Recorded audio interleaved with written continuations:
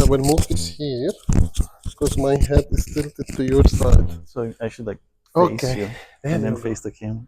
We ignore the camera. Ignore the camera. Ignore Okay. the camera. Yes. Okay. Okay. All right. So, Professor, I will start with something. I have billions of followers and subscribers. I'm just kidding. We just for them to know a little bit about you. Sure. Can you tell us a little bit about what you do? Because I will go into the details, but in general. Okay, beginning with what I do, not about my life. What I do. What you do, yes. So I am currently an associate professor in the management science department at the business school at the University of Miami, which is called the Herbert Business School. Okay. What I do is basically teaching and research in the area of data analytics, more specifically optimization. Okay. So part of my time I spend teaching classes related to data analytics. Okay. And part of it I spend doing research on problems in the area. Okay. And the idea of these research problems is we look at problems that people want to solve, for which the state of the art is not very good. For example, either we can't solve problems that are large enough to be practical or useful, or we cannot solve them fast enough because the application requires a solution quickly. And the research looks into, can we speed this up, or can we change the math that we use in some way? What type of problems you are talking about? Logistics problems, scheduling problems, anything that is allocation of limited resources of money, people, time, space, these kinds of decision problems. And these are generally like practical problems? Practical problems, yes. I like to work on problems that have some real life story behind them. In 2024, are there still problems that are not solvable? Of course, yes, many. Especially now, it is interesting that you mentioned in 2024, because now we hear a lot about artificial intelligence and machine learning and all of that. Yes. And it turns out that a lot of these techniques are old. They have been developed a long time ago, but now they're coming to prominence, and people are using them more. I want to discuss with you why you think that's the case. And they're using them for things that are more complicated. Okay. Now, the way they were developed earlier, they were developed, let's say, in a different community than the community of optimizers. Just like the statisticians used to do their thing, the optimizers were doing their thing, and then now machine learning has become super important and useful. But the techniques that were developed, a lot of times when they had to solve within, under the hood, an optimization problem, sometimes, the statisticians did it, let's say, the best they could their way, and sometimes that is not the best possible optimization subroutine for the task at hand. Now the optimizers are like, wait a second, this thing that you have to do here is an optimization problem, and I know I've known how to solve this for decades. I had just never used it in your context. Let me take this piece of your puzzle. I'll solve it my way, and now your machine learning is better. Because so you are making a distinction between the statisticians and optimizers. Yes. Okay, I see. And is there a practical distinction between them other than like a theoretical distinction? I think there is, in the sense that so your training is different, right? The classes you take, and typically the applications you look at are different. There are optimizers that I would say they live in the gray zone in between, because they're working with more with uncertainty. So they probably have been using things from statistics, probability theory, simulation, and all of that. And there are people who are farther from this world, myself included. But now I'm kind of coming closer to it a little bit, because there are certain problems that I'm interested in that involve more uncertainty. But there's like, if you will, there's like a spectrum of people who work with pure uncertainty, all the way to people who work with not uncertainty at all. And there are other kinds of problems in that other extreme that are also important and very hard. Like it's pure mathematicians working on graph problems and things like that. Tab, I want to make it a little bit easy for the audience because not everybody is. But I want to focus with you again. I want to say that you were also my professor at the University of Miami. I took a class with you, and I took the class was like a deterministic optimization. Right, and we did a little bit of non-deterministic closer to the end. Yes.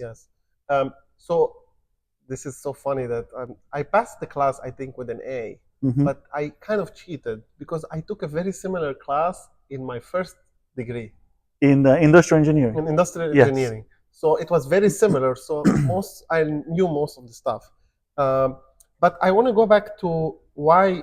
So I don't know if you know now. I've been working at an AI company for 5 years. We built a software for construction, and we took certain AI models to come up with a use case for the industry. I saw a video in which you participated. I think the application was we're trying to estimate how much this is going to cost. Yes. Looking at area and measurements, and then you had a person doing it by hand, the old school, and then a guy doing it with one existing piece of software. And that is better than by hand, but not great. Yes. And then you did yours, was like way faster, more accurate. I saw that. Yes. So it was kind of interesting. It is very interesting, actually. I used to work for currently the biggest construction company in Florida, and the owners of the company are very visionary. And I had this idea / they wanted to bring AI to the industry, and ideas are important, but execution is most important thing. They were able to put these ideas into execution, and we started this company. But why I am asking you this question, because before I started working in an AI company, I started looking into what AI means and like how things evolved. And I think from my experience in this stuff, the boom happened when deep networks, like deep neural networks came in.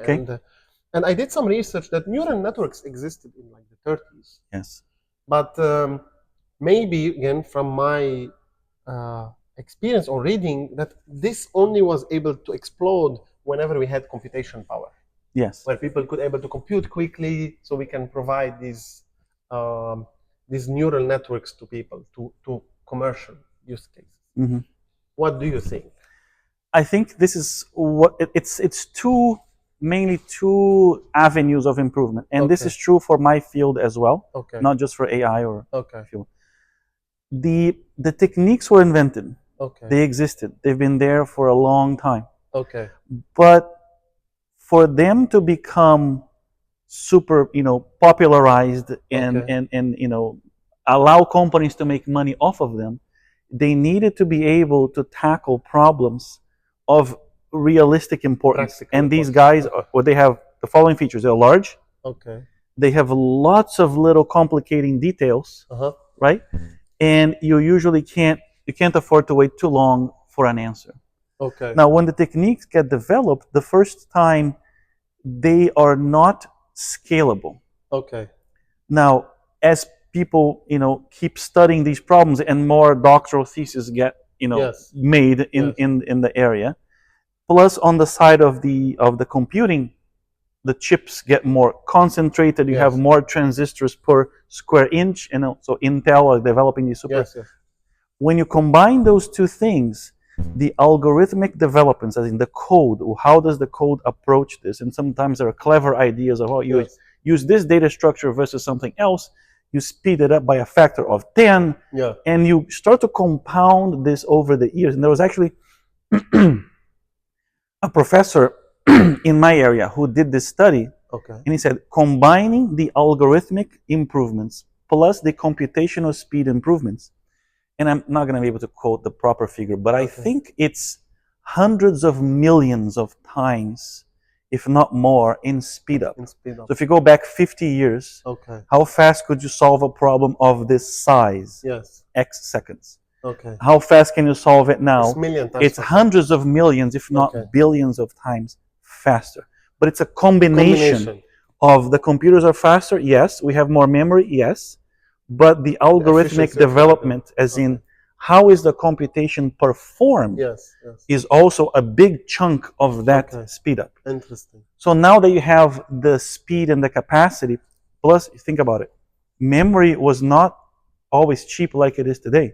Yes, memory. Buying a hard drive of 100 gigs was a lot of money. Expensive now. And today you can have a thumb drive with terabytes, and it's like $50. That is true. So that was also necessary because the amount of data we're dealing with is gigantic. Yes. Because we're just producing it constantly. I see. So it's a combo of all of this. It's a combination of all of this stuff. And again, not just in AI, in many areas of computing. Anything that's related to computing. You studied, before you became a professor, you studied computer science, right? Yes. And how was computer science before compared to now? Like I'm sure some computer science students pass under your classes. Okay, so back in the day, right?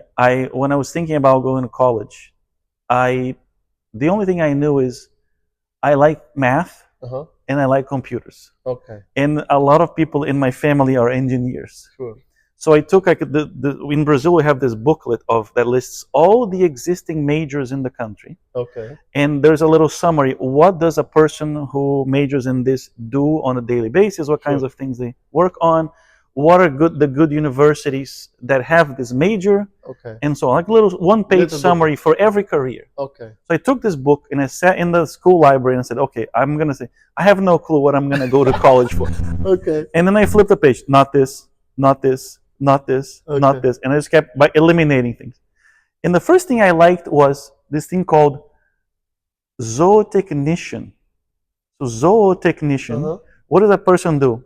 You go to a farm and you use math to improve the productivity of the farm. Can I make the cows produce more milk? Can I make the chicken produce more eggs? Wow. Can I make the fields yield more corn? And you do this analytically. You collect data and you maybe rotation of land areas, all that stuff. I'm like, well, this is fascinating because there's math and it's very applicable. And at the time, my uncle had a farm, which I used to visit very frequently, and I learned to ride horses, and we would fish and do all kinds of farmy things. Okay. And I love the farm environment. This is combining everything. Oh, wow. So the farm environment was also a piece of it. Yes. It's not only the optimization. No, it's like being near the animals and the cows and the horses and all. That's so and fun. then throw math in the mix, I'm happy, right? You're happy. Perfect combination. Then I mentioned this to my cousin. Yes. He goes, this is interesting, but you're not going to make a lot of money. You're going to go hungry. He literally said, you're going to go hungry. Okay. I'm like, okay, so I'm going to put that aside. And I kept flipping the page. Okay. And then eventually I landed in computer engineering. I'm like, okay, it's engineering. I know a lot of engineers. It's computers. I like computers. Great. Okay. So I looked up, okay, what's the #1 ranked program in computer engineering in Brazil today? Okay. It's this university. That's where I'm going. I study for the entrance exam because in Brazil it's a little different. We have this entrance examination. What year was that? 1992. Okay. I was 1 year old. You were? Okay.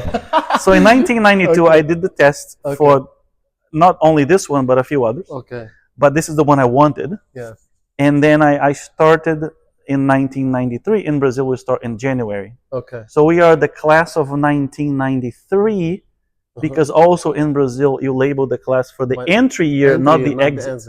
Okay, yes. I see. So that's why you didn't go into the zoo technician. No. You didn't go into the zoo technician. Come to find out, now that I looked it up again, in the zootechnicians use a lot of optimization, which is the stuff I taught you. Yes, exactly. That comes in. So I could maybe, if I wanted, I've been thinking of this, go back and see, maybe go to one of these meetings of the Society of Zootechnicians or whatever, and try to see if there are problems that are interesting that I could help and go to a farm and do something. Very interesting. Yeah. Okay. So here, then back to college. Yes. I graduated as a computer engineer. How many years? It's a 5-year program. Yeah. Okay. And at the end of it, I was about to leave, and I did my internship, and I was thinking, I think I want to go into network security because I feel like cybercrime is the future. In 1996, they were in 1997. Oh yeah, no, I took an elective course in network security. Okay. Of course, no. In 1997, they were. There were hackers way back when, since there were computers. They made it a trendy thing like 5 years ago. No. It's been there forever. Okay, okay. I took an elective class in network security, and we learned about protocols and scripts and all those kinds of things you have to do. So I said, okay, you know what? This looks like it's a promising thing because there's going to be cyber thieves and cyber whatever, and I want to do this. And maybe open a company that provides, services. You are a company, you have your network. I will be the guy who makes sure you don't get hacked. You protect your network. And I start having a bunch of clients, and this is my business. Right? Okay. Great. This was the plan. Yes. And then, one semester before I graduate, I run into this professor of mine who had taught me like a graph theory class many years before. And he grabs me by the hand. He goes, Tallys, I'm not going to let you graduate if you don't take this elective I'm teaching next semester. Okay. And I'm like, oh, okay, I'll do it. Okay. Because I remember liking his class. Yes. So he forced me to take his class.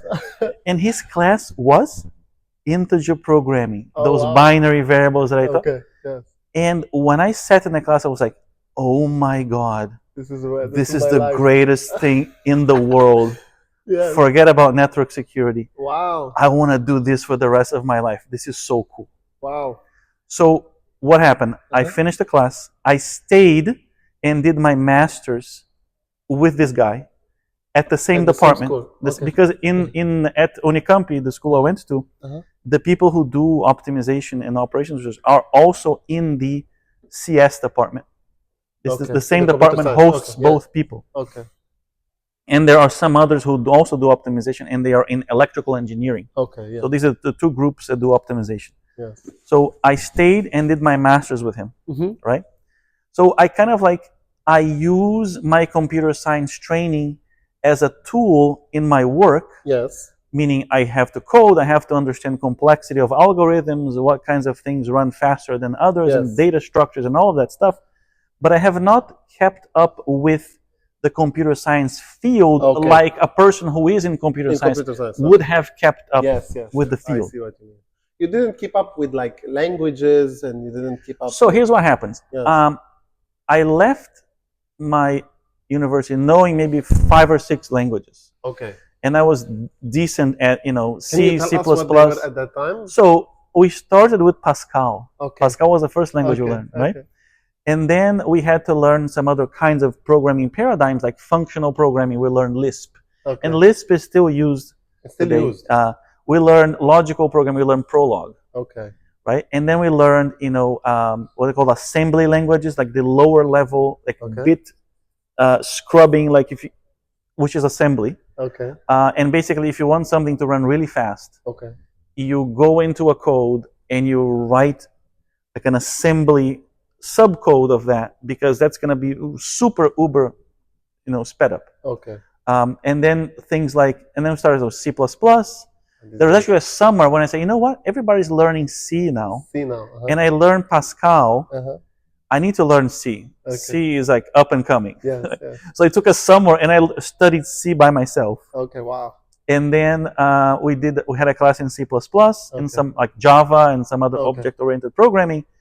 So the object-oriented programming paradigm I know. So for example, if I go to Python now or something else, I would understand the basic concept of classes and inheritance and all of that, but I've never coded in Python. So the proficiency of it is not there. Right. But the thing is, once you learn a bunch of languages and you understand what programming is about, moving to another one, it's just a matter of learning the syntax. Okay, how do I declare a new variable? How do I declare an array? How do I call a sub-function? And so this is fast, right?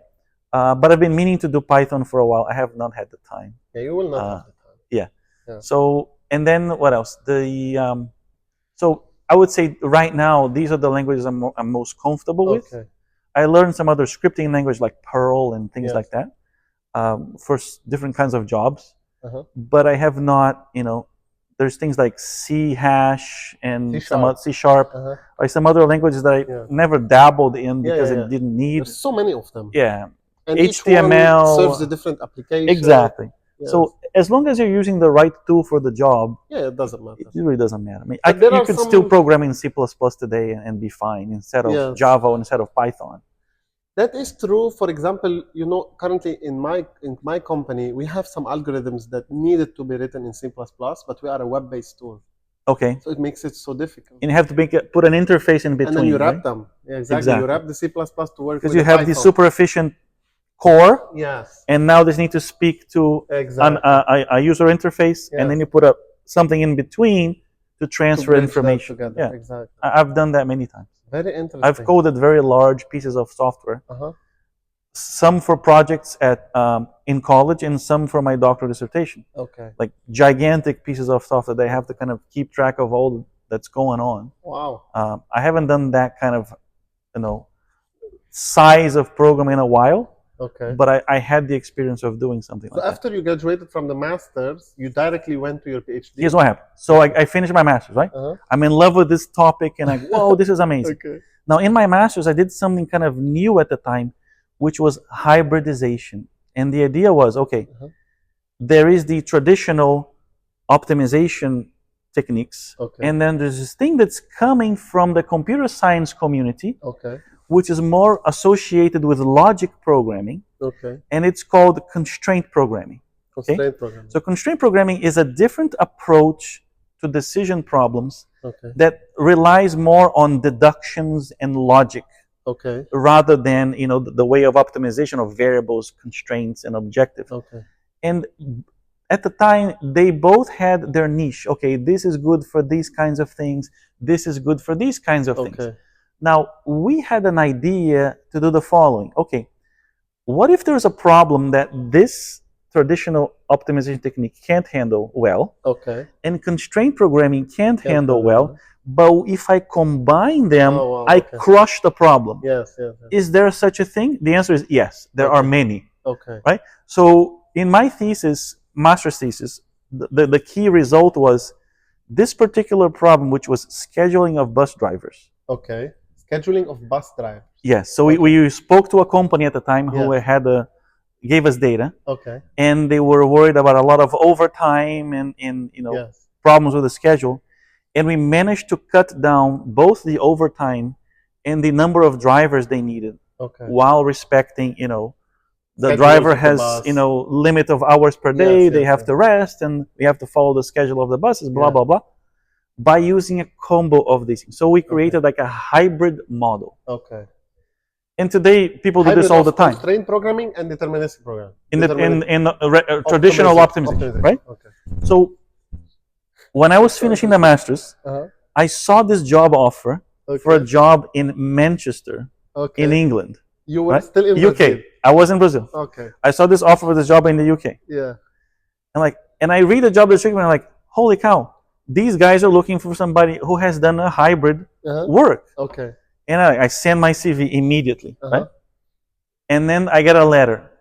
The letter basically says, wow, you are the perfect candidate for this position. You have exactly all the skills, blah, blah, blah. I would hire you right now, but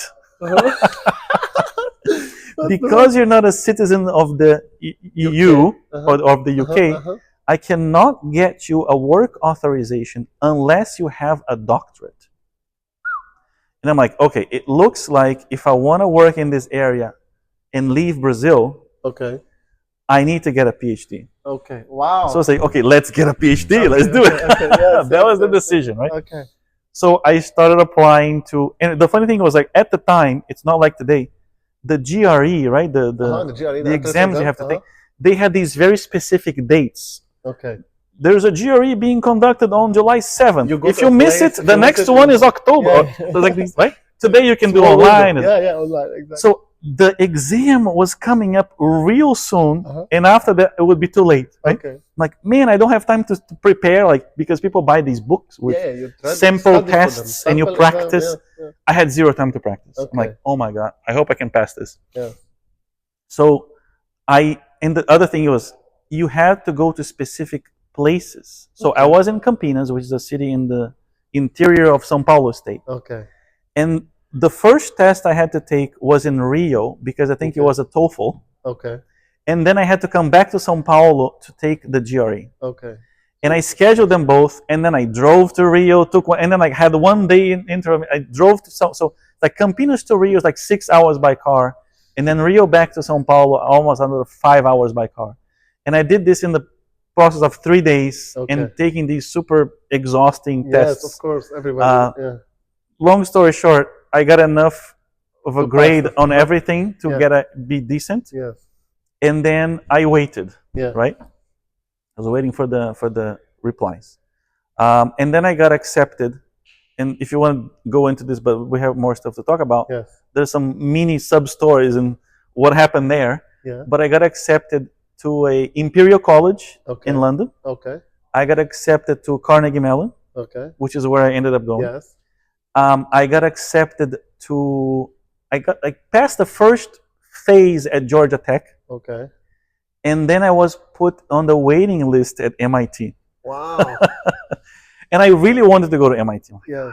MIT, man. There's like MIT had already a reputation, especially in optimization. And this in is Brazil. around 1999. You're talking. This was like exactly. Okay. Because I started my PhD in 2000. Yes. So Carnegie Mellon had a good reputation, but it was more in computer science than in optimization. Okay. Come to find out later, it was my ignorance. Carnegie Mellon has a gigantic reputation in optimization as well. I just didn't know it. Okay. So from my understanding, as a Brazilian looking in, I thought MIT was much better than CMU in optimization, when the truth is like they're about the same. Okay, I see.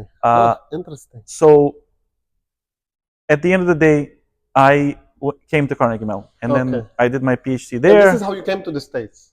This is my entering the United States. Welcome to America, baby. 2 big bags in my hand.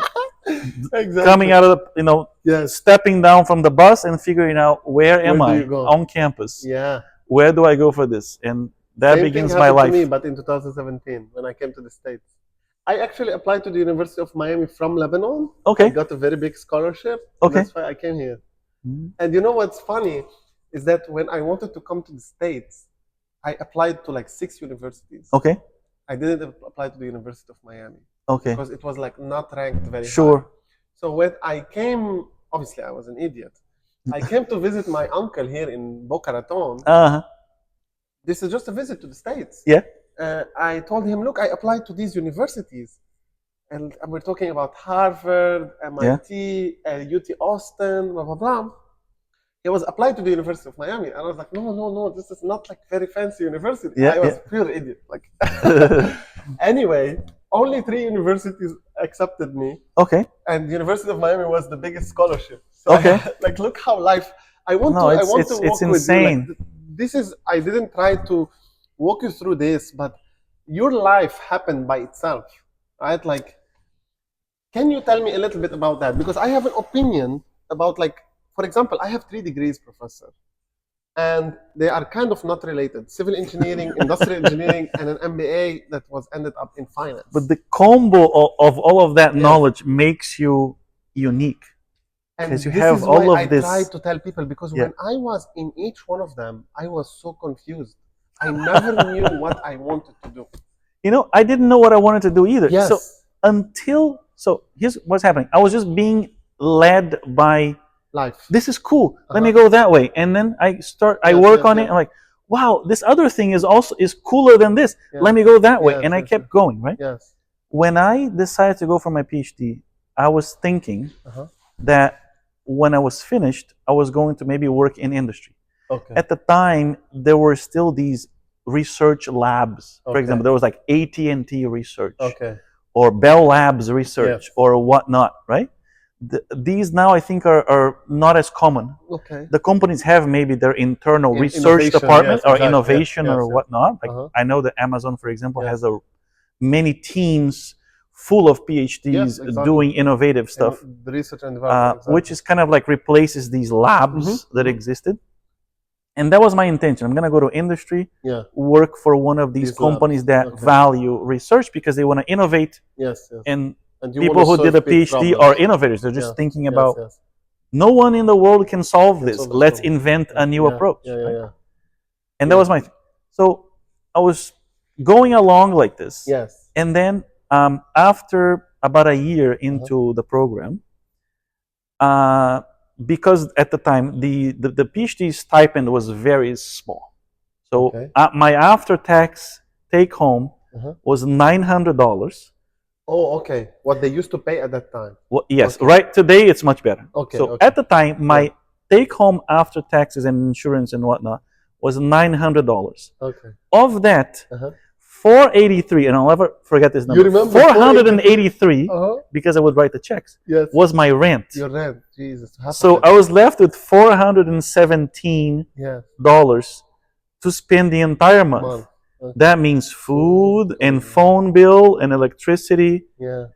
And I remember typically I would have like $25 left for anything that I wanted to do out of the ordinary. Out of the basic stuff.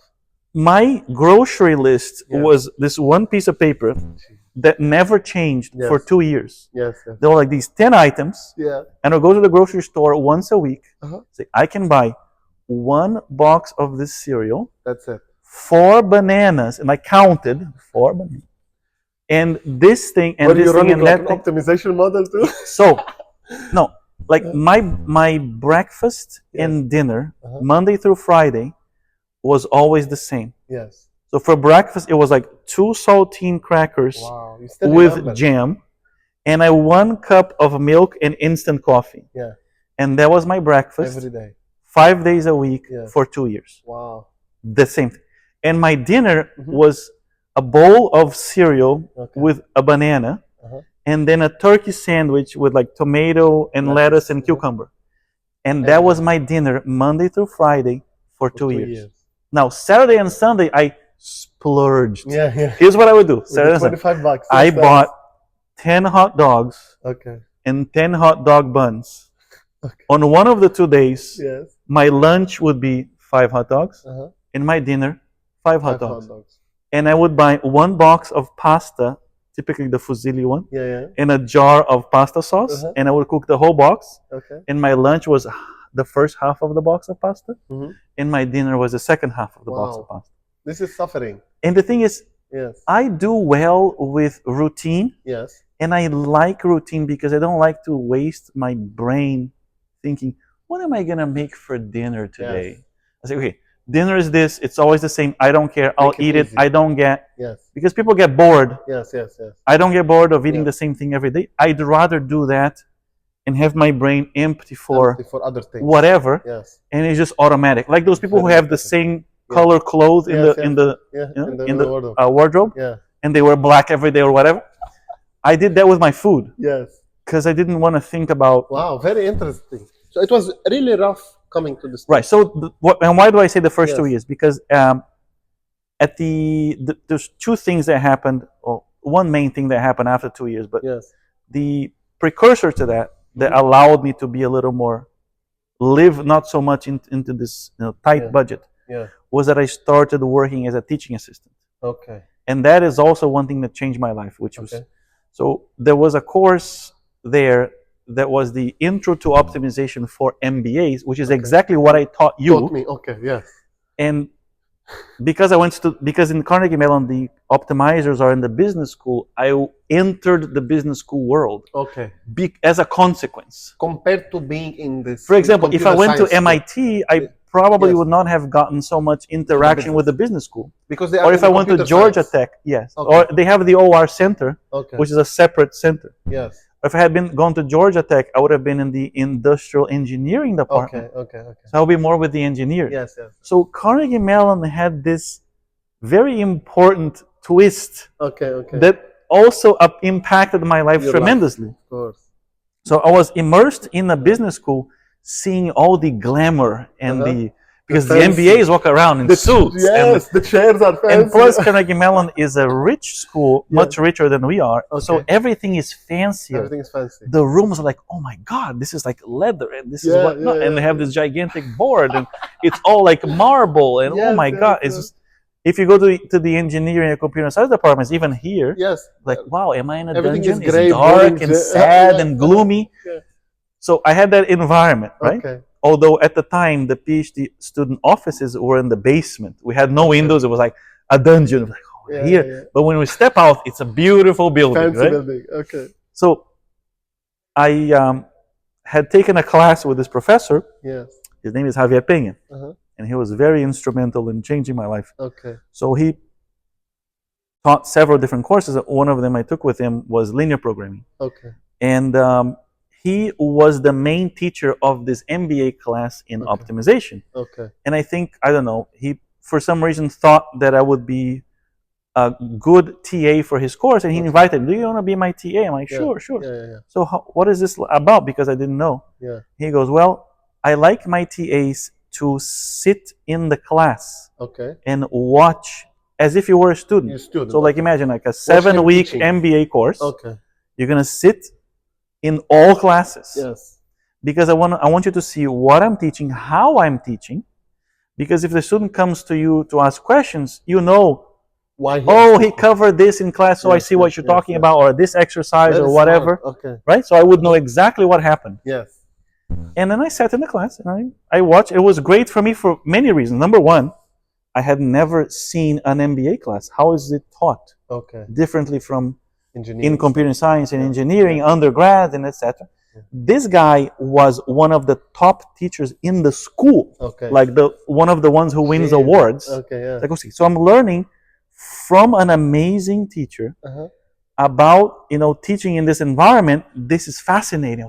I was like watching with more intent than the other MBAs were paying for this, I was soaking in all of the stuff. Like when he made jokes, what he would say, and how he explained things. And at the same time, even though I loved 90% of what he did, there were moments where I was like, you know what? I wouldn't have explained this that way. I would have done it. I think some people got confused by this. Wow. Because I think I've always had this ability. And now let me go back. Yes. Back in college, I had this friend. Okay. His name is Vanid. Okay. And this guy was one of those guys like this. He is super intelligent, but he doesn't like to study for the tests. Okay. He sits in, he pays attention, he flips through the book. Yeah, okay, I can do this. And he goes and he passes. Yes. Even though he put in like 1/10 of the effort I put in. Okay. But at the end of the day, let's say I got a 95 in a 100, he gets like an 86. Okay. And he puts 1/10 of the effort, because he's super smart and he understands things very quickly. Okay. So before a day when there was an exam, everybody would gather outside the room waiting for the teacher.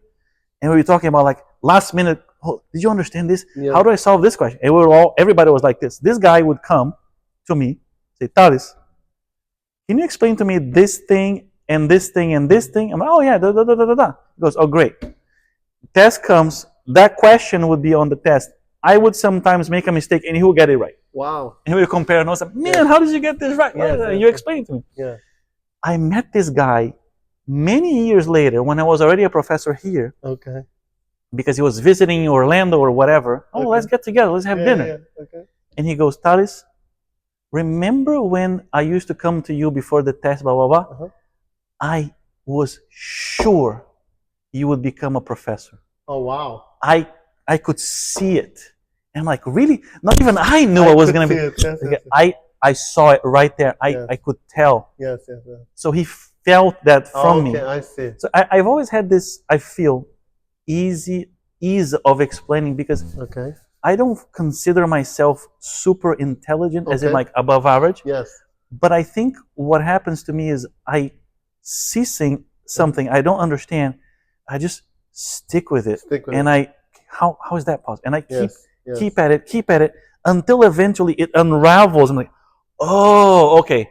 Now I see it. Yes. Now I spent way more time than somebody else who might have just glanced through it. Of course. Yeah. But I think the perseverance. That's the most important. So if I had to say, what do I have that makes it look like I'm smart? Yes. It's not my IQ. I think it's my perseverance. Because I kind of stay with something until it makes sense to my head. Yes. And then I move forward. Exactly. And because I struggle, and I sense this because I've had professors who were geniuses, like literally. The word genius applies to them. These people. But you take a class with these guys, like you don't understand anything. Teach well. They can't teach exactly. And I think it's because they never struggled, because they're so intelligent that they read and they understand it immediately. They don't struggle. They don't need to know how to and when somebody is struggling, they're like, I don't understand this, but they're like, well, it's this. Do you mean? But I still don't understand it. Do you mean they struggled in life or in education? Well, let's just focus on the thing that the understanding of mathematical concepts. Okay, right? I see. If I never struggle, you won't know when someone says, "I don't understand why this works like this," like, well, but it's because blah. I'm like, I still don't understand. Yeah. Because I struggle. When you come to me and say, "I don't get this," I'm like, I probably know why you don't get it because I was there. Yes, I see. Wow. Or at least I have 3 or 4. Yes. I can see 3 or 4 ways in which it's not making sense in your head because I think you're looking at it from this angle. And you're like, yes, exactly. Yes, I did that too. You can't look at it from this angle because if you do it, you get stuck here. Like, oh. So because I have all of this sorted in my head, when you ask me a question, I know exactly what is like obstacle was. Where you're stumbling. Yes. And I say, let's remove this obstacle. Like, oh, I see it now. So this would happen when I was watching this guy. So students come to me during office hours, and I see one after another. They come to my office with a question, and they leave like, oh, now and every single time I see this expression, that started to become a drug for you. For me. More. Okay. And I'm like, this is so cool. This guy was like, this guy just left happy because I helped him. And I'm like, you know what? I love the research, but I don't want to be in a research facility. Because I'm not going to have this drug. The teaching. Wow. So I want to be a professor. And so it was 2002. Right? So I was 27. At 27 years old, I discovered this is what I want to do with my life. So when people are like, at 16, thank you. What am I going to do? I really wanted to extract this from you, but I didn't know how to. So think about the amount of commitment I did on undergrad, and I committed to a master's. I committed to a Ph.D. and I still don't know. Didn't know. 2 years into it, I'm like, now I found it. Exactly. Now I know what I want. I believe that kids who know what they want when they are very young, these are very blessed people. Like I have a friend, his brother was 14. He knew he wanted to become a cook. He's 20 right now, cooking at the best restaurants in the world. Because they put him from like 14 years old, his parents. If you find it early and you start dedicating yourself, you get a leg up on everybody. It used to stress me a lot because I never knew what I want. And I always... Did you ever think about the money when you were studying? So, I think... Because I was obsessed never with the money. See, okay. So here's me, right? I had people... I think the whole obsession with money is bigger now. It's just getting worse and worse. Now. Okay, worse and worse. Okay. But I think I've always been of the following opinion. I just want to make enough to be comfortable. And I want a job that is low stress. And I don't know why, from an early age, I always wanted to be a father. Wow, nice. So, and I had this vision, I want to be able, of course, to provide for my family, and I don't want to have to worry about, am I going to have a job tomorrow? Am I going to be fired? And I have to start all over again and all of that. And I want to live a long life and because I enjoy the calm. I am awful in high pressure situations. So if you put me in high pressure, I literally collapse. I cannot make a decision. I am the very opposite. So immediately things like neurosurgeon, no way, because you're gonna die. Because I'm not gonna be like, okay, there's a bleeding here. What am I gonna do? Tallys Yunes, bye-bye, you're dead. You know what I mean? So I always thought, if I choose to go to medicine, I'm gonna be like dermatologist. Zero pressure, something like that, right? But so I think, and from the role models that I grew up next to, I started to admire the people who dedicated a lot of time to family, who were not super money oriented, and who realized, you know what? I don't need to drive a Mercedes. This car is nice, is comfortable, has AC, is reliable. I'm not gonna be wasting my money. If I have to replace a windshield wiper, it's not $100. It's $10. I'd rather travel or learn a hobby, and we can talk about more about hobbies later. I actually found out what I really wanted to be. Let's go now. But now it's too late. You are so right? funny. Okay. So, but we're gonna get back to it. So, in other words, I think it's a combo of who I was, the role models that I admired. Yes. All of that together put me in the position of the following. I think a professor's job is amazing because if you can get to the tenure point, and until there, it's very stressful because the pressure of publishing and all of that. You get to the tenure point. From that point on, you can proceed without having to worry too much about, am I going to get fired? Yes. Or what should I work on? Because once you get tenure, you get the freedom of, I want to work on the problems that I like. I can continue to do my research and publish, but I don't have to say, I need to publish in what is niche and hot these days because otherwise the journal is not going to take my paper. Yeah. And but I don't like this topic, but I still have to do it. I don't like. So in summary, that's why I like the career that way because I knew it was going to be decent salary. I mean, I'm not rich by any stretch of the imagination. Yes. I can have a comfortable lifestyle. I can have enough flexibility in my schedule to say, okay, today I'm going to work at night because during the day I want to see my daughter dance ballet or whatever. I don't have to be missing things like that.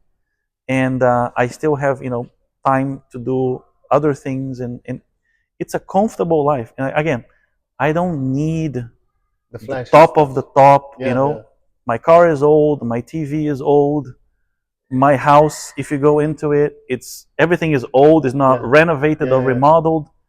I don't care. Is this toilet working? Great. I don't have to have the golden plated one. This is my approach to things, And it's funny because I go to class and I teach you guys how to save millions of dollars. Yes. Or how to help your company make hundreds of millions of dollars or gigantic mountains of money. Yes. But I'm not making that for myself. You see what I'm saying? Okay. Because I feel like there is a price to all of this. Of course. Life is, and I tell people sometimes this, I think life is a sequence of cost-benefit decisions. Okay. Every fork on the road is like, okay, great. I can do this, I can do this. If I go this way, this is pro and con. If I go this way, this is pro and con. Yes. Which of the pros and cons, what is the balance that fits me? Yes. And you just keep going, right? So I've chosen the direction where the cost-benefit is more towards not so much on the money, but on other things. On other things, I see. And I'm happy, I'm fine with it. But if you are putting it as a cost benefit, there is a big assumption in the background that you are sure that these are the costs and these are the benefits. Yes, it's never certain. Okay. And I'm also not risk. I'm kind of risk averse. In general. Except for example, things like retirement fund. Right now, my retirement fund is 100% stock. Okay. So it's like risk. I have 30 years. I don't care. The market tanks, it's gonna come back. Yes, so there's some basic things that you understand after a while. But normally, I don't take too many risks when it comes to personal things. Yes. I try to go to very interesting. The safer it takes a lot of time for people to know this stuff. I can tell you something that makes me too sad is my father. I think he's like now 63. I love him till death, but he hasn't discovered that these are the important things. Again, I don't want to talk a lot about my father, but for example, my father was born in a very rough environment, war. He had to raise 7-8 kids. For him, even he now has a lot of money, he's still in survivor mode. You see? And it's so hard on him. It becomes ingrained. Because now, like, you are 65, you should stop thinking about the operations of the work, and he cannot do it any of My dad is exactly the same. Yes. Of course, he didn't grow up in war, but he comes from when his dad is Lebanese. Yes. He came to Brazil when he was 16. Okay. And do you know what year he came to Brazil?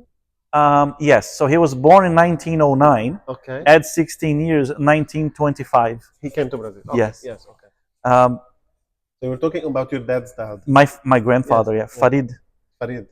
So he built. Farid means unique, by the way. He does? Farid means unique. I didn't know. Yeah. Okay. Okay. His brother who came with him and was like 3 years older is Said, which is happy. Happy. Yes. Ah, okay. I know some words. Yes. Ribs is bread. No. Khibz. Hibis. Khibz. Yeah. So he built his house with his own hands from the ground up. Like this is my grandfather. Yeah. So they grew up poor. Yeah. But the one vision that my grandfather had, which is like very visionary, he goes, okay, all of my kids will go to college. And he was super determined. Like he had a day job, and at night he was would he fix. Educated? No. Okay. So he learned to read and write by himself. Yes. He learned math by himself. He learned Portuguese by himself. All of that. Yes. And he worked at a textile factory during the day, and at night he would fix watches. That's really like very for extra income. Yes. And he worked like a horse. Yes. He was all like work, bring money to the house. But at the same time, the super old school mentality, the man brings the money and works, the wife takes care of the kids in the house. Yes. And this is it. We had the same thing. I appreciate, like, you came here, you said you suffered with the food and blah, blah, blah. Mm-hmm. I didn't have that. I didn't suffer that much. And I think all of that was because of my parents. They worked this hard. Now I'm judged them a little bit, like, why do you do this? But like, they worked that hard to teach us. He had the same mentality. See, I can't complain. Yeah. Back in Brazil, we were like upper middle class. Yes. I had a beautiful life, very privileged. Yes. I never had to work when I was young. Same here. My first job was the job TA. here. So I tell people jokingly, my first job, I was 25. 25, yeah. So it's so sorry, not 30, because 2005 is when I started. So I was born in 75. Interesting. So at 30 years old, I got my actual first job. And for some people, like this is ridiculous, because I was working when I was 12 and I was doing this at McDonald's or whatever. So my parents always were very supportive of my decisions. And I was privileged to just have to worry about studying. And every time I made decisions that were not so great for the family, they said, sure, let's go. Because remember, I grew up in Rio. I finished high school in Rio, and I said, I want to study at this college that is in another state. 6 hours by car from here. And they go, sure. So they moved. They could have stayed in Rio. But they moved. But so they could have stayed in Rio, but I'm an only child. My mom is super attached to me. So I went to this place, and the first year I rented an apartment, sharing with some friends from the same high school who went to the same university. And I lived with them. And after a year, my mom was like, I can't do this anymore. Live without this kid. So we figured out, coincidentally, there was a family in that city where the college is that wanted to go to Rio. And my dad had an apartment like on the side that he wasn't using. And these people had a house in the city in Campinas, and they exchanged house for the apartment. And they got, sure. Wow. So then I moved to this house from my second year onward. My mom at first was doing 2 weeks with Tallys, 2 weeks with Tadeu, 2 weeks with Tallys, and back and forth. After a while, she goes, that's it. Tallys forever, leave the husband behind, which was a problem in itself, and it generated other issues later. But then I basically had my mom cooking and taking care of the house. We had like a person who we paid to help. But it was like me, my mom, and this person. So I had a beautiful life. I didn't have to worry about anything. The first time I had to wash my own clothes was at Carnegie Mellon. The same thing for me. And I made a mistake with the machine, and I mixed the darks with the lights, and like, why is this all stained? What's going on? I was 27. I called my mom. I was like, Mom, how do I turn on the machine? And she was like, see, thank God you traveled to become like a man. But here's the problem. Now, looking back, I'm thinking, man, I wish my mom had taught. My mom is an amazing cook. Everything she cooks is like, oh my God. I wish she had taught me some basics, like rice, beans, steak, or the staples, right? Because then I could probably could have gone to the supermarket, bought a bag of rice and a bag of beans, made and more food with less money, with better nutritional and value. it would have been more nutritious, tastier, the same things all of this. But because I couldn't, like, okay, I don't have time In fact, I told myself I'm not even gonna buy a television. So for the first 2 years of the PhD, I only had a radio. Wow. And I listened to the radio when I was like ironing. Yeah. Which later on I was like, why did I iron clothes for 2 years? Yeah. Who cares? Just take it out of the thing and put it on or hang it. And today I don't iron anymore. Yeah. Only if, let's say, there's like a meeting with the president of the university. I get a steamer and I steam my shirt. I steam my. But then, for anything else, I don't. Yeah. When I came to the States, first 2 weeks, I swear I only ate carrots from Publix that they were washed. Pre-washed to save them. Because I didn't know how to do anything. Yeah, so it was terrible. So I'm trying to teach my daughter more things about the house. Yes, that's very important. This is how you put clothes in the washer. You take them out, you put them here. Not gonna fold it. No. Self-reliant on themselves. And she knows how to I taught her to make a Brazilian dessert, and she knows how to stir the pot.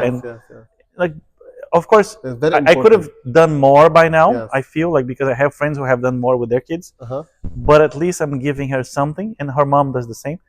So she's gonna be definitely way more prepared for life by herself than I was. Yes. 100%. That's very nice. So we talked a lot about very serious stuff. I'm gonna go to a little bit less serious. Okay.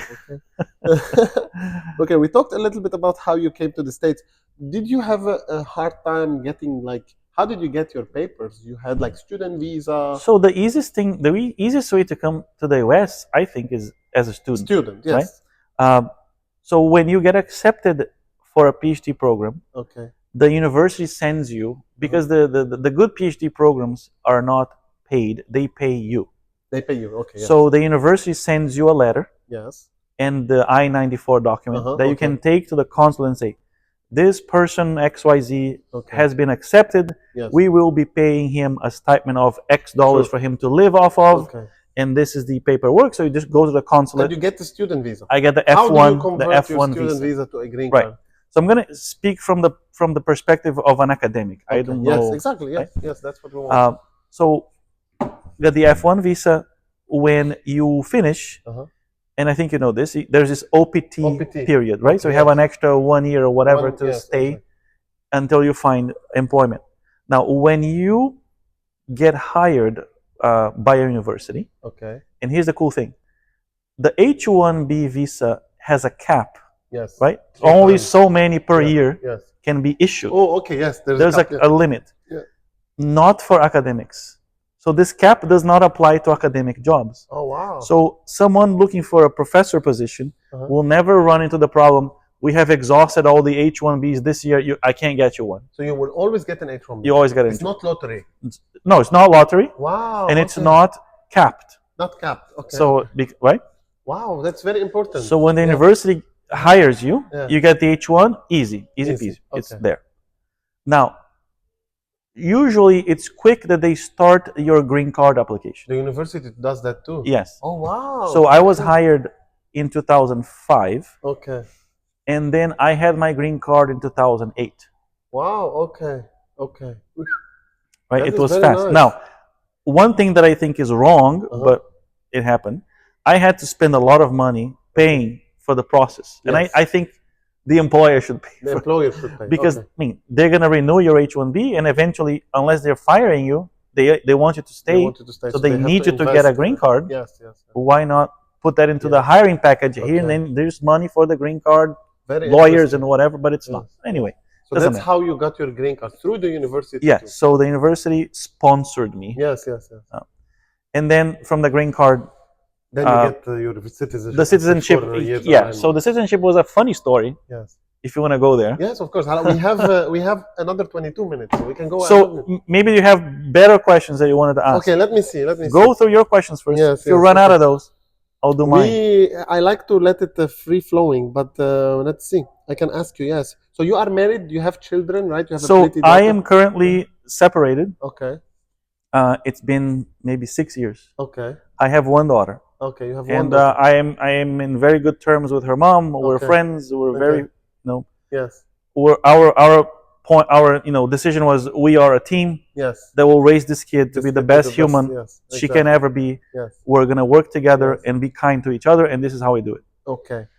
Tab, Do you remember your first kiss? Because I asked this question on every... Yes, and the funny thing is, it was in the U.S. Even though when I was 16. Okay. My parents, like many parents back in Brazil, paid for me to come to the U.S. to go to Disney. Okay. For like an excursion, and it's one of those that it's a whole group, and everybody's wears the same shirt color, and there's a guide with a flag and all that. You know. You were 16. I was 16. Okay. Which Disney? Orlando? Yes, the famous Disney, right? Okay. The Orlando. Yeah. So we were there, and in the group there were these girls, and there were the guys, and I was with some friends from school, so I was like not completely, lost there. There were friends. And then it so happens that you start to kind of gravitate and start talking to each other, and then one of the nights when we went out to eat, me and this girl, we kind of walked to the side and we kissed. Oh wow! It was funny. I remember. You didn't know her, so you met her. No, I met her and I got to know her during the trip. Okay. Yeah. Oh wow, that was a quick. And it was funny. Like the one thing I remember. And I think it's stupid now, but I think we're all naive, and because if you've never kissed anybody, you're like, what does it taste like, right? So for some stupid reason, I had this idea that it would be sweet. Sweet. Oh, there was like a flavor of sweetness to it. And then it was like, wait a second, this tastes like saliva. There's no... And it's like, this was like the one image that I have back from. It's like, it's not sweet. It's not sweet. Right? But then you learn to like it. Yes. Well, I'm not going to get into that now, but wow. That was the memory I have. Wow. The girl and the disappointment that it's not sweet.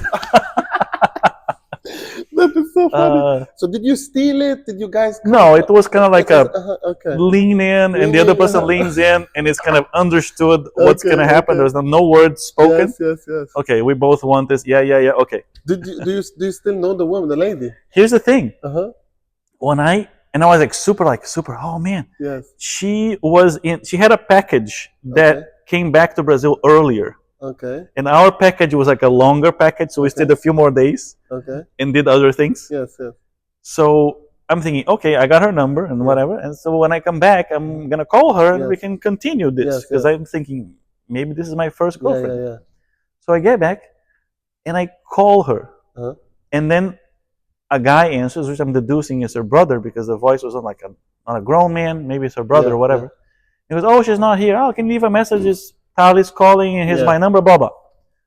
She doesn't call back. Yes. And then I call a second time, maybe a few days later. Oh, and the same guy answers. I'm like, oh, she can't talk right now. She's having lunch. Okay. At the time, I think, okay, she's having lunch. Is that an excuse? I don't know. Yeah. So I'm thinking, you know what? I'm going to leave this message. Oh, can you tell her that Tallys called? And I'm not going to call again. Okay. Because I've called twice already. I left 2 messages. Yes, exactly. The second time I was like, okay, could you at least come to the phone and say, oh, I'll call you in tomorrow. Okay. Just to say hi. I thought it would have been polite. Yes. She never called me back. I'm like, okay, she doesn't want anything. I kind of concluded that I was like, now using ghosted. Ghosted you, yeah.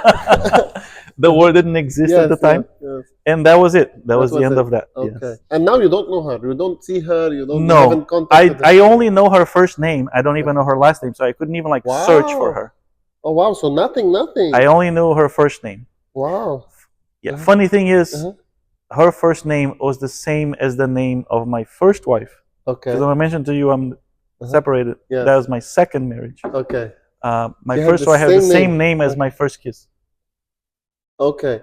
Your first wife had the same name of the lady of my first kiss. Okay. Wow. Is it a Brazilian name? I learned that this name exists in other cultures. So it's Renata. Renata. Okay. It exists in German at least. Like Renata. Yeah, and I think in Spanish. Yes, probably. Yes. Oh, wow. I don't know if there's a Renata in Arabic. No, it's not in Arabic for sure. Okay. You won't find it in Arabic. Renata, no. It's a Western name for sure. Okay. Yes. Okay, that's very interesting. Give me another. Yes, I have. Let's see. I asked you about immigration, hobbies. You told me about the hobbies. You found a new hobby that you think. Yes. So when COVID started, I think a little before, everybody was like starting hobbies, right? Because you're home and you have nothing to do. and there were marriages ending because people are now having to share the same room for many hours a day. Man, now I realize I don't like this person. Let's separate, right? It's funny but sad at the same time. For sure. So my marriage was not going well for a while. It kind of coincided with, I think, the beginning of COVID, but I don't think the beginning of COVID was when it started. It was, I could see it like dwindling. Yeah.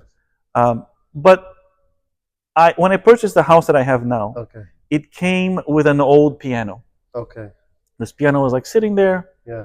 It was one of those old player pianos that has like a paper roll. You can put a piece of music and it plays by itself. Oh wow! Rolls the paper and has holes in it. And I remember when I was little, I had always wanted to learn piano. Okay. But for some reason, I never insisted with my parents, and they never put me in classes, so I never did. Sure.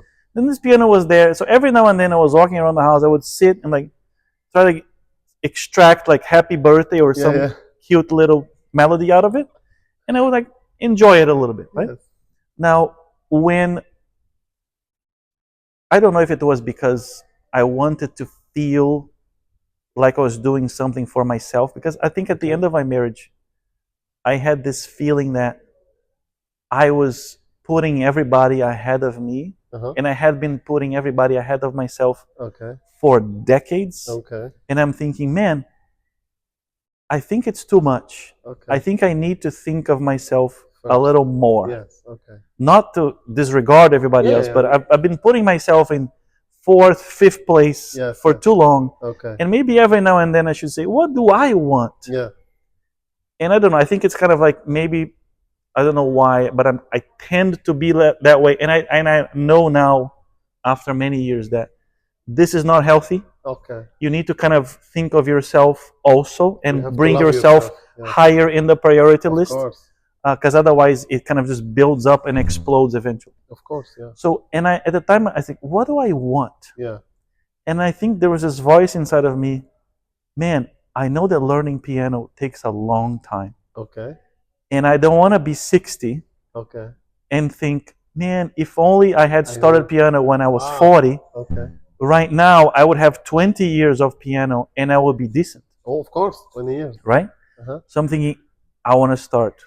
Wow. So I started searching the web, and I bought myself a little digital piano, and I bought like an adult self-teach book. Oh yeah, of course. And then I started. Yes. And for 6 months, I did that, and I'm like, I really like this. I'm like, I really, really like this. Yes. Right.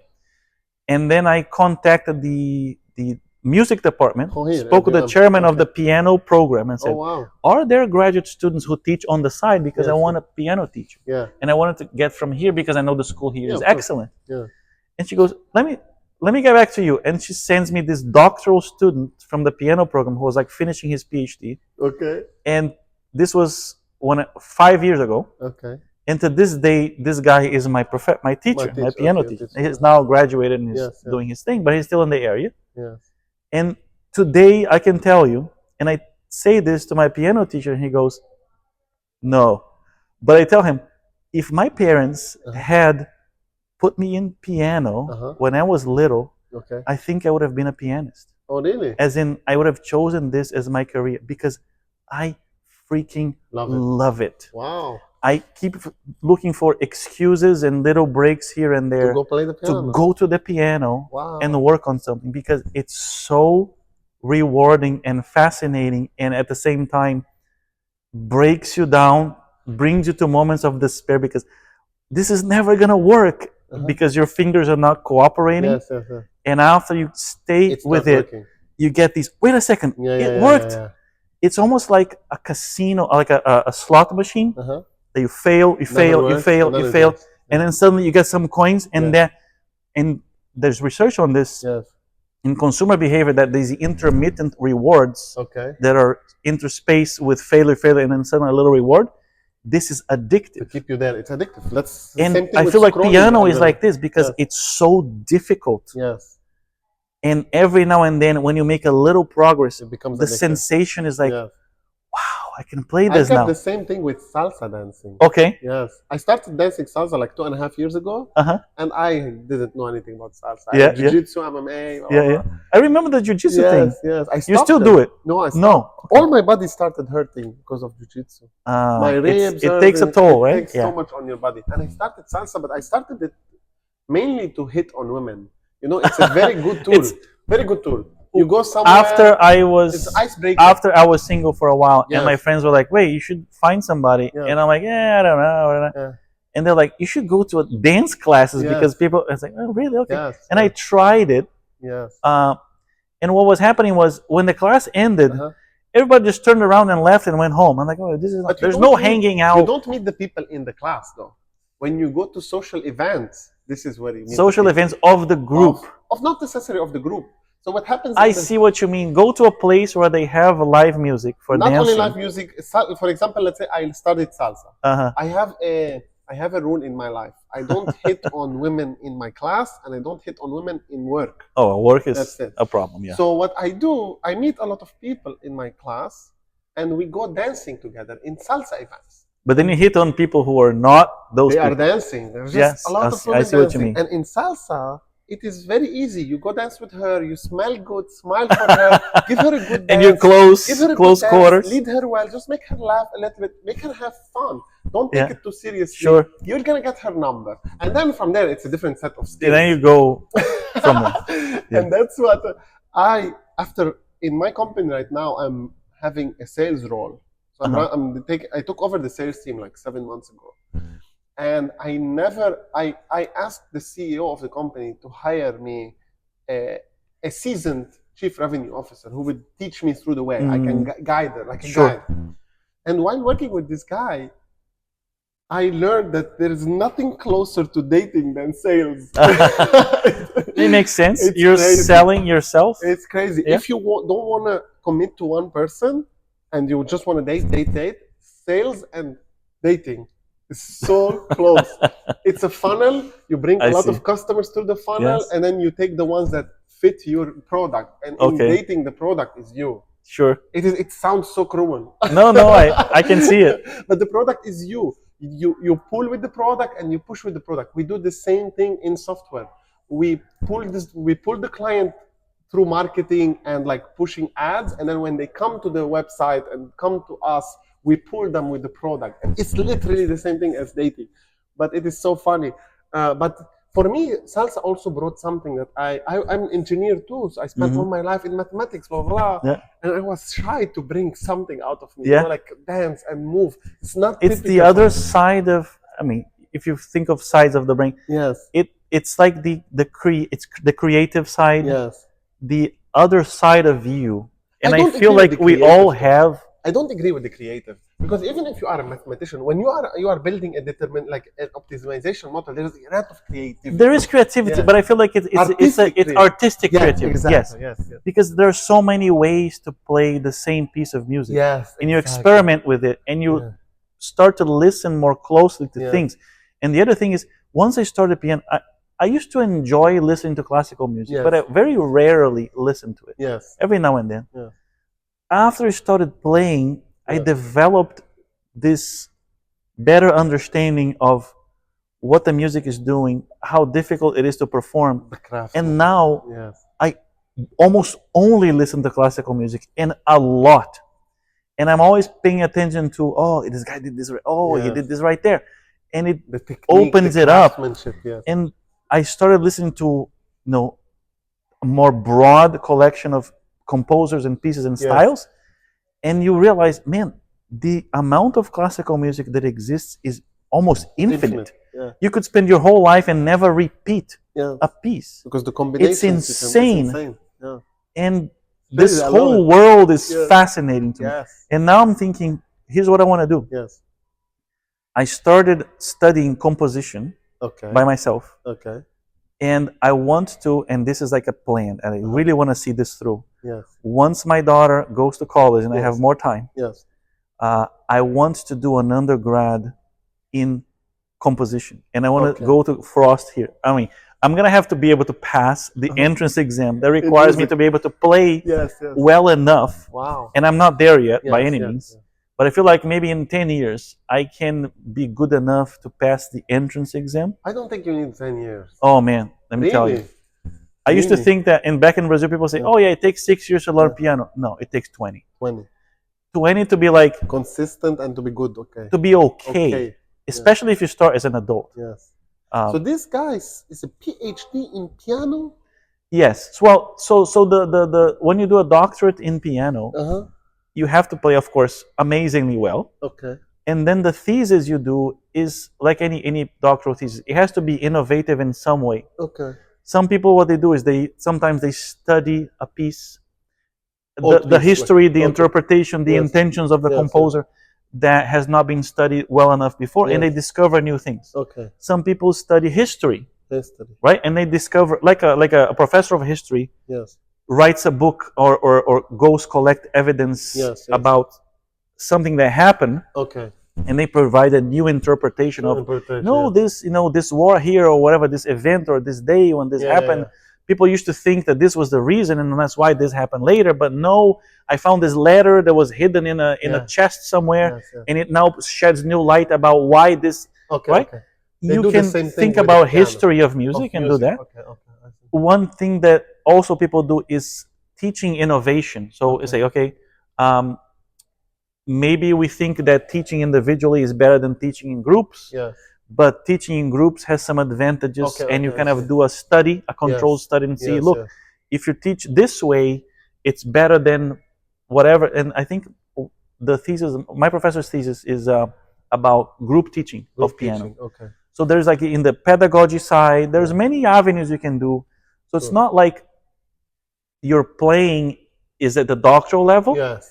Your playing is at the master's level, and my professor used to say there are master's students in piano who play better than the doctoral students. Sure. So think about this: your playing is at a master's level of MFA. Yes. But on top of that, you do a thesis, which is produce a body of work that is innovative and contributes something. Okay. Okay. And then you have the PhD. Wow. It's fascinating that somebody the DMA, right? The Doctorate in Musical Arts. Somebody would like to spend that much time of their life to study something like that. It's fascinating for me. And I've always been someone who loves learning. Yes. And I'm constantly like, if there is knowledge to be absorbed, give it to me. Yes. And now I have this whole new world of music. Yes. And there's so much there that I don't know. And little by little, like I'm studying a lot of music theory. Yeah. And now I started composition and harmony. It's a gigantic universe of knowledge that I know nothing about. Yes.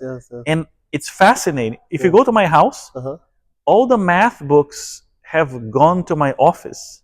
Oh, wow. And it's all music theory and piano that I'm filling my shelves with, because I'm just reading like a maniac that wants to absorb as much as I can. This is so humbling, Professor. You know why? Because sometimes a lot of people take life too seriously. And when you realize you don't know anything about this life, it is so humbling. I was watching something recently about like astrology and people who go to space, blah, blah, blah. And there was this shuttle that like left orbit and they couldn't control it anymore, but they could turn the camera. Okay. And they turned the camera and Jupiter like was here. Okay. Earth was this, they call it the blurry dot. And it's just fascinating that some people take their life too seriously and they think like they know something. And our insignificance in the universe is very significant. We're nothing. We're nothing about this universe. It's crazy. And that's why I will sure we have another 3 minutes. I don't want to keep you here, but I'm sure maybe another time we can do another episode with you, hopefully in a year. Of course. But it is very. The last question I want to ask you is if a young person wants to become a professor or an academia person, what do you advise them? What is your piece of advice? In 3 minutes, obviously, we don't have more than that. Are you talking about in the US as an immigrant or in their own country? For me, what I'm trying to convey is, for example, in my case, I never knew what I wanted to do until like I was 29, but all happened by luck. Sure. If somebody now is like, let's say, they already have a vision, or they're undergrad and they think they want to become a professor or they want to pursue a PhD.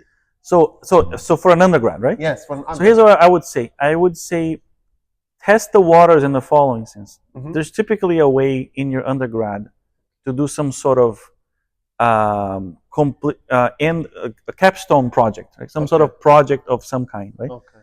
So put yourself in that position and try to do some research. Okay. There are here at UM we have this the Office of Undergraduate Research. So there Okay. are research opportunities for undergrads Okay. that they can come to a professor, and I've done this myself 3 times with undergrads here. Okay. They can come to a professor who is in a department that they're interested in. So if I'm like an accounting student, I can go to the accounting professor Sure. or whatever.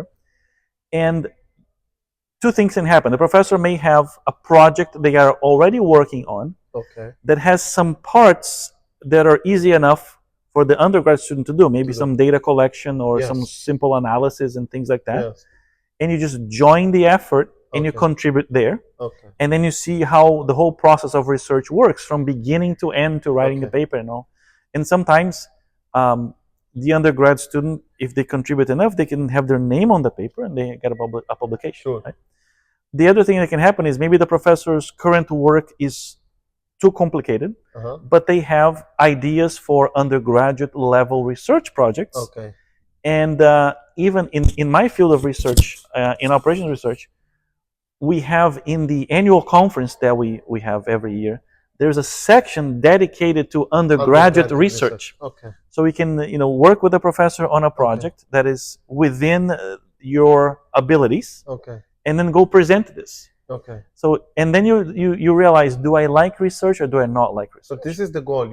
They should know if they I like think research. you should test it, yes, because research is going to be an integral part of what you do. Okay. The second thing you can do is maybe try to work as a teaching assistant. Okay. Grading homeworks or helping a professor. Let's say you did well in a course. Okay. And then the next year you can offer the professor, do you need anybody to help you grade? The next year. Or do you need anybody to help you, give more office hours? Maybe the professor can only give 2 office hours a week. Sure. And say, I can be here for an hour and help people. Or there's a tutoring center. Okay. You can go there and tutor people in calculus or something else. Sure. Expose yourself to being the person who helps somebody understand something, which is the thing that made me want to be a professor. Yes. Okay. When I enjoyed it, seeing the face of satisfaction in other people. Yes. Yes. See if you're going to enjoy that. Yes. And if you feel like I don't enjoy explaining things and I don't enjoy doing research, it doesn't sound very good. But if you like both of those things, then the path is you need to go get a Ph.D. Okay. One last thing. I spent 9 years of my life in universities. Maybe 100 or 100 more professors I studied under, took classes with them. There are 2 or 3 that you remember. They are good. I'm not talking about all professors. Sure. But it is insane that there is you are one of them. I remember one from the first university and one from the second university. But it is crazy. For me, this again, this is another rabbit hole. I don't want to go there. Sure. But do you believe that teaching is a show? A show? Yes. You are a performer. Oh, I tell people this. Okay, so. It's already 8:30, so let's... we can stay a few more minutes, because this question, I find it fascinating. Okay, yes. And I want to dedicate some time to this, if you have time. I have a lot of time. Okay, perfect. You have the time. Okay. So, I actually have a presentation that I made. Okay. And if you want, I can share the slides with you. Sure. Which is my teaching journey. Okay. And what I think about teaching, and then some tips and guides. Sure. Okay. And I tell people this. I am very shy in a social situation in real life. Okay. But when I enter into a classroom, it's almost like I am somebody else. Okay. So I feel like I have 2 personalities. I have the normal Tallys and I have the teaching Tallys.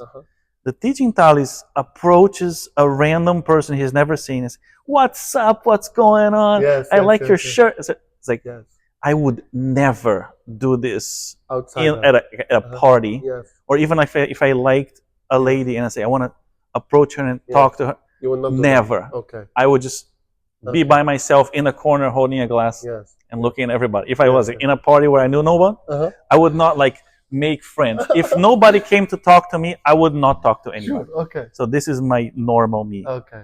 And then there's the other one, and I don't know what happens. Yes. But it's I step into this world where I'm like, I know this. These people are here because they want to learn about this. Okay. I'm going to tell them about it. Yes. I don't know if it's the sensation that I know something you don't. Okay. And that puts me at ease. Yes, at ease. That you are Yes. in control of this situation. Exactly. And then I transform. Yes. And I totally believe that teaching has a lot of intersection with acting. With acting, yes. Because you have to play a persona, especially if you want to be like the professor that people remember, or the professor who wins awards, or whatnot. Because you cannot be average. Yes, you cannot. Or boring. Yes, exactly. Or standard. Somehow you have to, hey, because the other thing is, people's attention span is short. Yes. And you can lose them very quickly. Sure, definitely. So unless you're constantly giving and giving and the bow giving, tie is part of it. Oh, so the bow tie was for a while. Now I don't do the bow tie anymore. I may come back to it. Okay. But I feel like, and I say this in my presentation about the teaching, I feel like I am shooting rays of energy from my chest into you guys, because otherwise you guys are going to be like sleeping. And when you get that, and I just sent that boom, you know. Yes. It's like I have a magical power, then I shoot, class, by the way. And I shoot the energy, and you can do this in many ways by, you know, varying the volume of your voice and telling jokes and, you know, walking around and addressing specific people, bringing up, you know, something that someone said in the news. But the idea is people have to be constantly like jolted, like I touch you, and hey, wake up. Hey, stay with me. Stay with me. Because otherwise, you're going to drift off thinking of something else. Look at your phone, fall asleep. I love it. So to do that, you got to be an entertainer. So I feel like, yes, a good teacher is like a stand-up comedian or some sort of entertainer that keeps you alive. And for that, you can't be normal because nobody is like that. You have to step into a role and become a character. Yes, I agree. Totally think this is I love it. How it's. And this is why, again, I'm so glad that we talked about the things in the beginning. This is one of the things I wanted to bring with you. You do everything you said about the tone, how you look, the news, everything you use it a little bit by little bit, but it is an art. And this is why I'm not talking bad about professors. This is what a lot of professors, in my opinion, need to learn. Because again, 9 years of my life in university, I passed through hundreds, and the ones that were good teachers, this is what you were talking about it in the beginning, are very, very rare. Very rare. They might be smart people, but not good teachers. Well, of course, you polish it little by little. Yes. I'm better now than I was 20 years ago. Of course. But I think it's a combo of you have to enjoy it. Okay. Because I really love this. You really love it. And because you really love it, you come in a good mood. Yes. And that allows you to throw in the energy. Sure. Because if you're coming, oh man, I have to teach this again. Yeah. Where is that energy going to be coming from? It's not going to be coming. And then the people feel it. They feel it. They go to sleep. You can totally tell, is that guy happy to be here? Did he have a bad day? Is he worried? Is he tired? Yes. You can tell. It very look quickly. Immediately. Yes. And you have always to be on top. Yeah. Like, I just had 8 hours of sleep. I had a great breakfast. I went to the gym. I showered, and I'm boom. And then you go to the class. And even when I'm not, and sometimes I was not, I was like completely dead. And I take a deep breath and I come in like, boom, I'm exploding. It's like, wow, this guy just, what's happening? Did he drink a Red Bull? Yeah. It's almost like you drink a Red Bull and you go in and you throw all of it. I love it. And at the end of a teaching day, and a lot of my career, I taught like 4 hours a day, like 2-hour sessions. There was a period when I taught 3 2-hour sessions on the same day. But even the 2-hour sessions, at the end of the day, when you leave the classroom, you were physically tired. Tired, of course. Because even though you didn't work out, your lungs, the fact that you wanted to push the energy out, even if it's just psychological energy, drains you. Yeah, I know. And I tell people in this presentation, if you don't get home and you're like, I'm exhausted, even though I did nothing physical, you didn't do enough. Yes, of course. You didn't push enough energy out of you. I teach currently in construction companies, Excel, and that's another question. I want to tell you, what is the best piece of software? I think you will say Excel. I don't know why. Well, I mean, I think every piece has their purpose. Yes, for sure. But I teach now, and I teach in companies, and my classes are always the top-rated classes. Awesome. You know why? Because I saw all these professors took what is the best and the energy. I did the same. It's crazy. You know, yes. Everything that I am today as a professor is like, this is bad. Yes. Don't do it. This is good. Do that. Yes. And it's a collection of everyone you sat and you watched. And I really believe that you don't get better with practice. You get better with reflection. Like, reflection is more important than practice. I think the student evaluations, I like to read them. I learned a bunch of things from those. Yes. And yes, definitely. Yeah. You have to kind of think about, okay, what did I, because you can tell when you leave the room, it's like, today, this thing didn't go well. Yes. And the days when I have two sections that I teach the same thing twice, a lot of times in the second section, even in my evaluations will show, the second section gave me higher grades. Yes. And it's because every mistake I made here, I corrected, in the second and then I did it better that way. Wow. Yeah. Yeah, that's good. Professor, thank you so much. Really, very welcome. This was fun. I enjoyed it. I'm happy you enjoyed it. We could just keep going. Just because I have to go somewhere, but I loved it. If in 1 year, you want me to do this again? Maybe you become a professional pianist too, figure something out there. Excellent. I really appreciate it. Thank you so much. It was awesome. Thank you. Professor, you are the best. I want to watch this video later. I could have gone with you for 2-3 hours. And I feel like there's so much, because once you